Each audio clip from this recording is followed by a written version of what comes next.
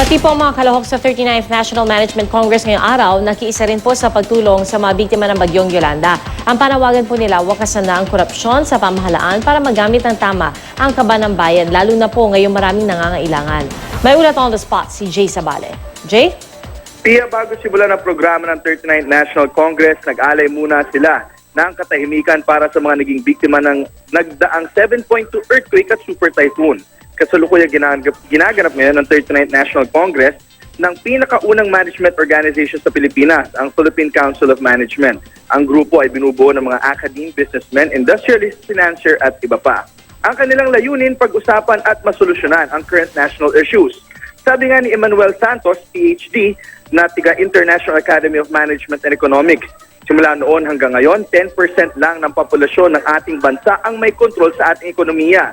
Dagdag pa niya, sila daw ay nasa legislative, executive at judiciary ng ating gobyerno. Ika nga nila, kung nasa tama lamang daw ang distribusyon ng yaman sa bansa, ay di na sana tayo nahihirapan na ganito. Tulad na lamang na nagdaang earthquake at super typhoon. Mas maganda na raw sana ang mga infrastructures natin. Kaya ngayon, ang neto ng ticket sales nila sa 39th National Management Congress ay kanilang idodonate. Sa mga biktima ng super typhoon, pati ang mga kalahok ay magdodonate ng pera at items sa mga biktima.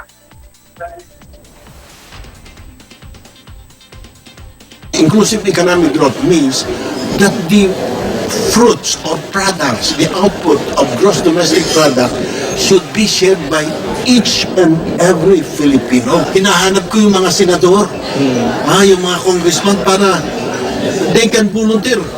Oh, Mr. President, i-release mo na yung hino-hold mong pork barrel namin. Ipagpatayo natin ang bahay nitong 200,000 residents of the Tacloban City. Nananatiling positibo ang mga miyembro ng Philippine Council of Management na kung magtutulong-tulong ang lahat, ay kaya nating malagpasan ang mga pagsubok na hinaharap ng ating bansa, maging sakuna pa ito o korupsyon man. Pia? Maraming salamat, Jay Sabale.